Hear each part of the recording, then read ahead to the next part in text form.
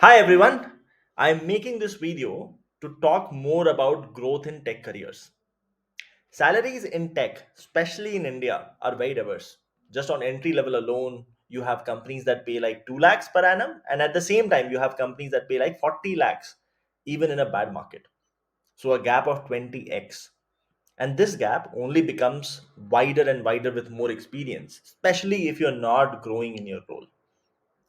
And what's the then way to move up in this ladder and bridge this gap? The only way to do that is by building the right skills and capabilities.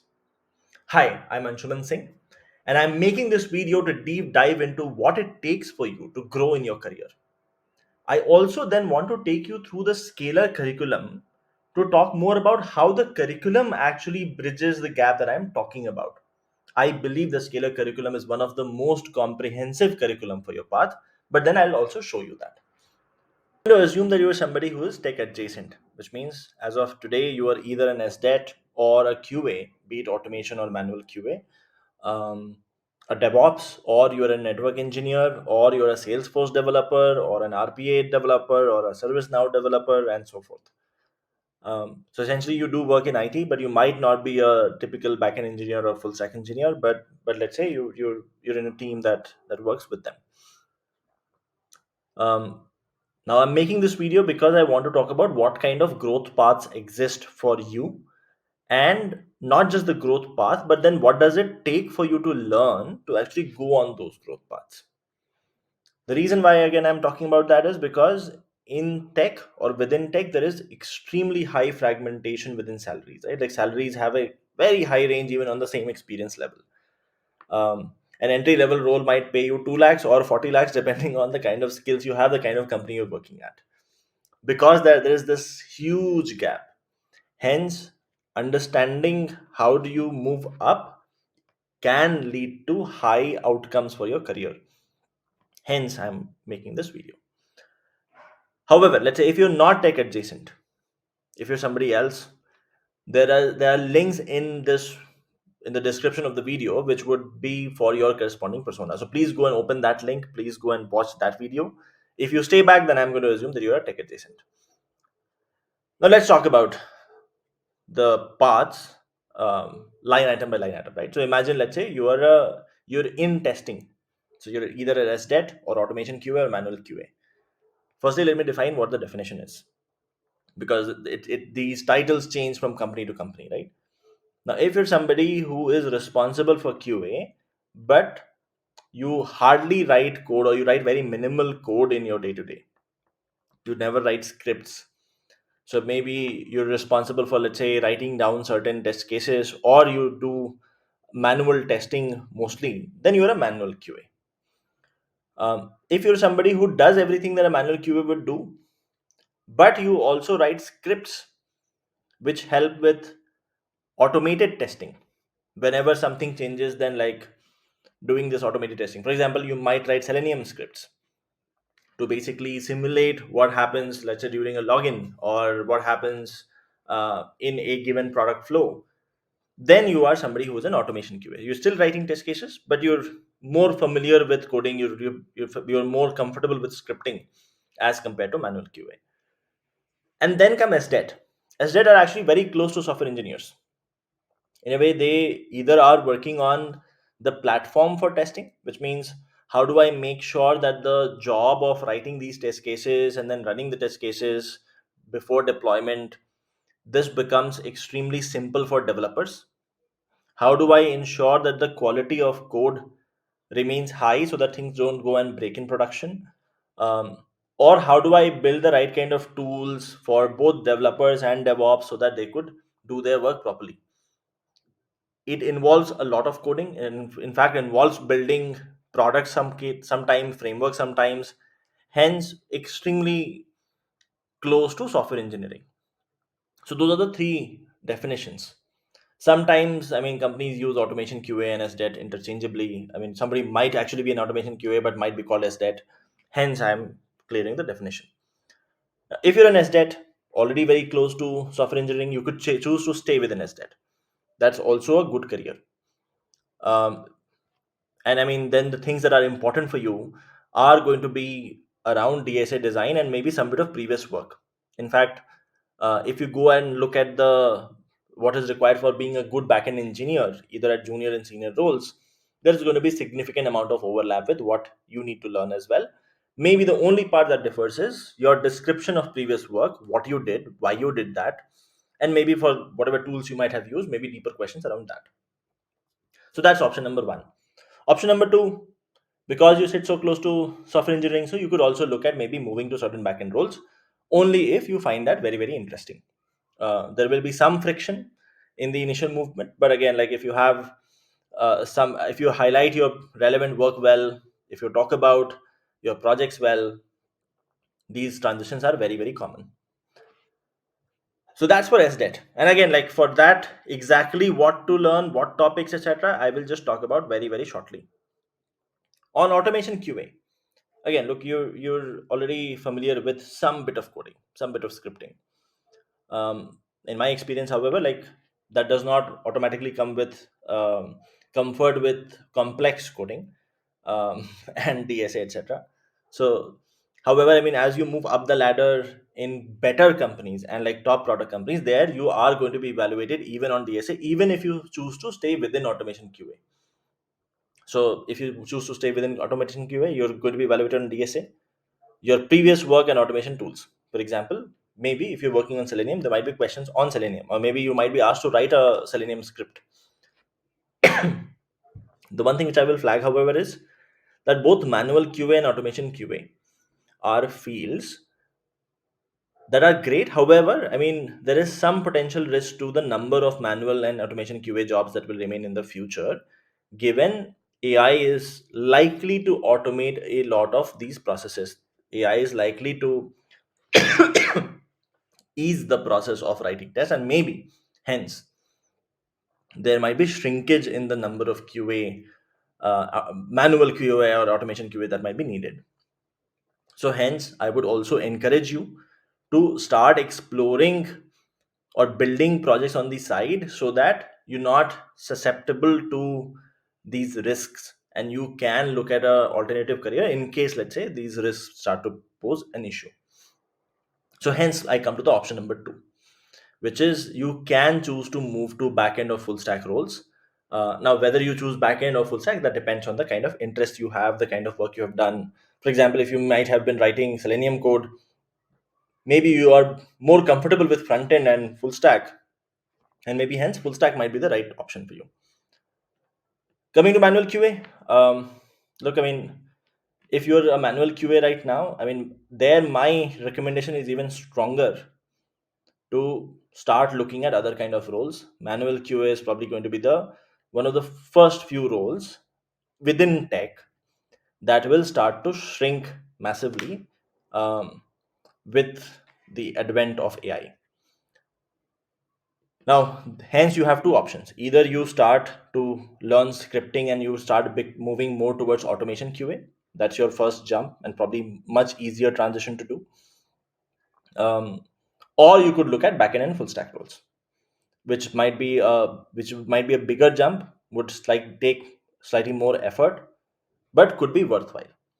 The one thing to keep in mind with automation QA is that, hey, look, I mean, if you're looking at it as a long term career, the even within automation QA, the salaries get capped very, very soon. So I mean, you might in the long run end up making more or have a more rewarding career in, let's say, a proper software development role than just automation QA.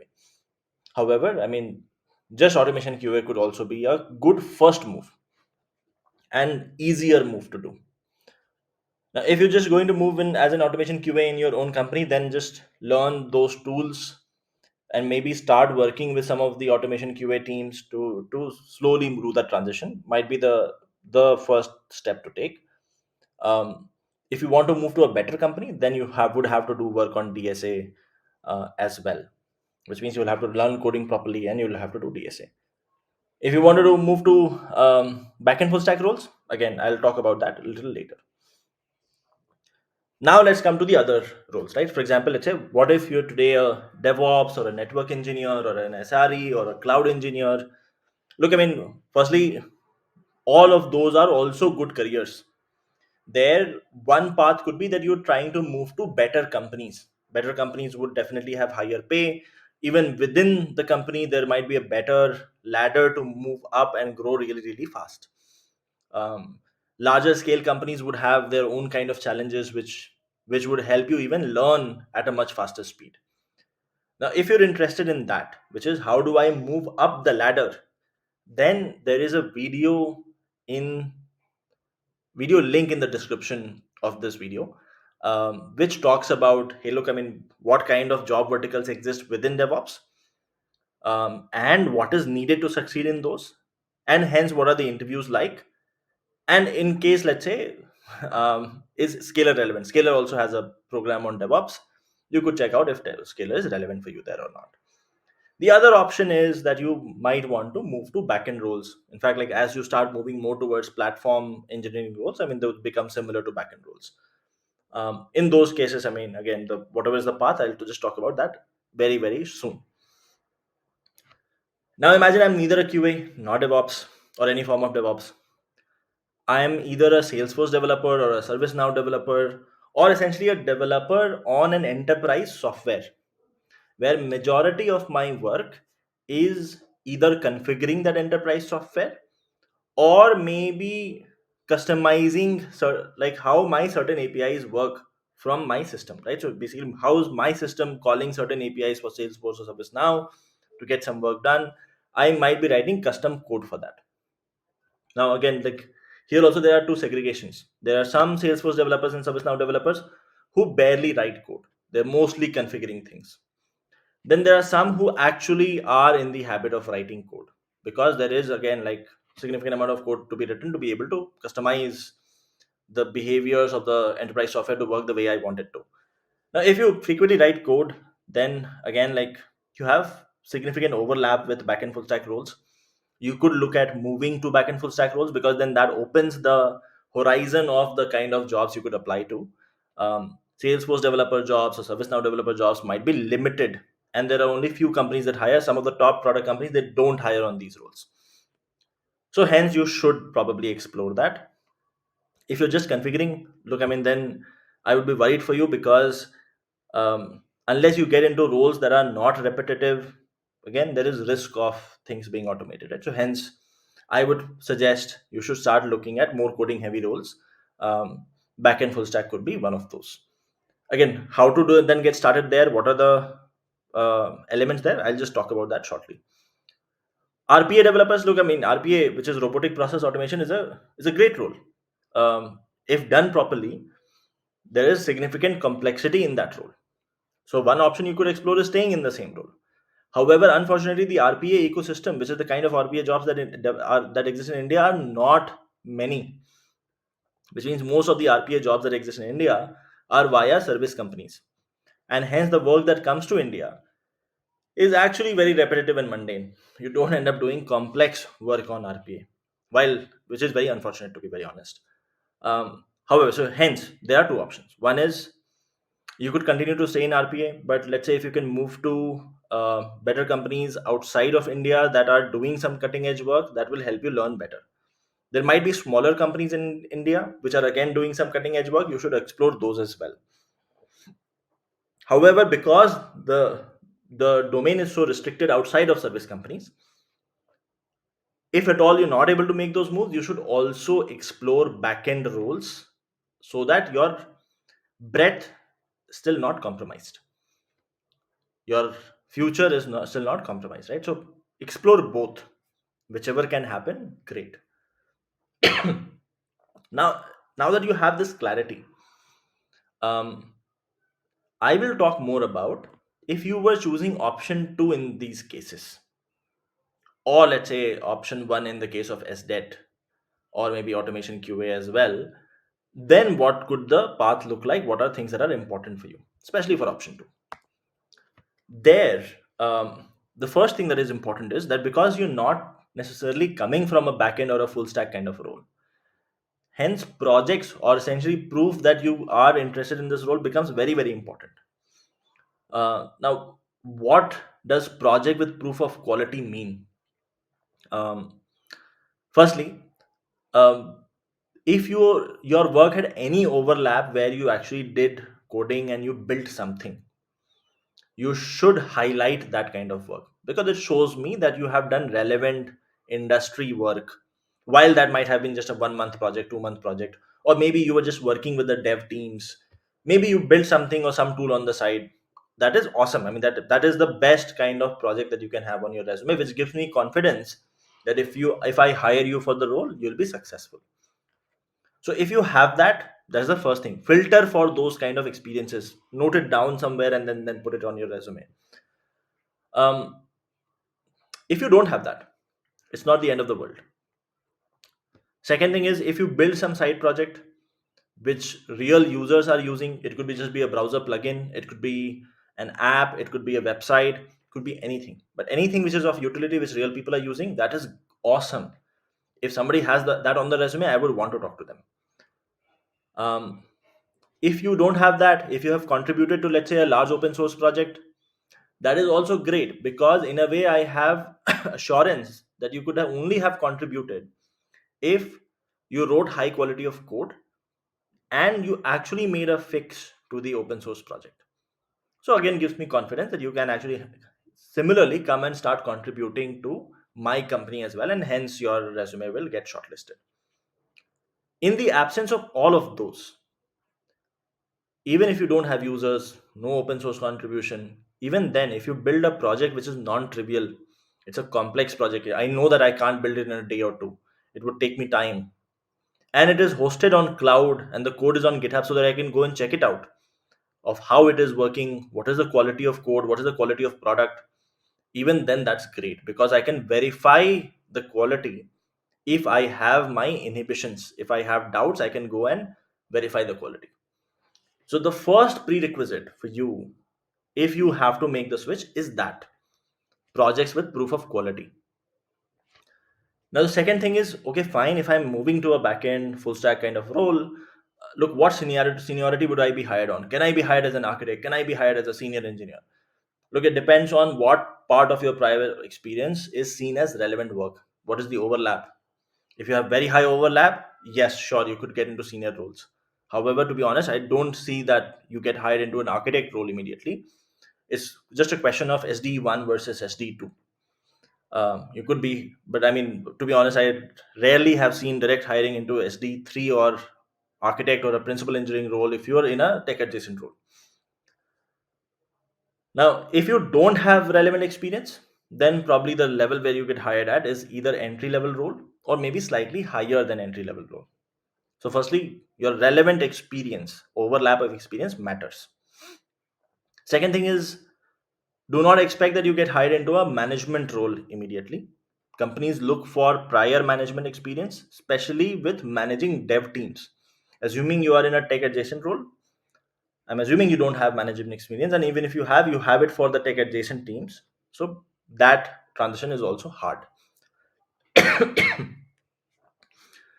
Now, if that is clear, then what I have done is, for backend and full stack, I have attached videos in the description.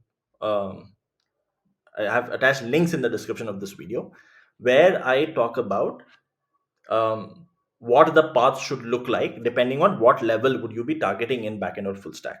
So if you have little to no relevant experience, then look at the video that is meant for freshers or non-tech.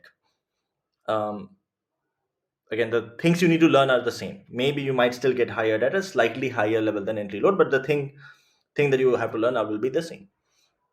If you already have some relevant experience, then look at the junior backend video or the junior full stack video, depending on whether you want to become a backend or a full stack.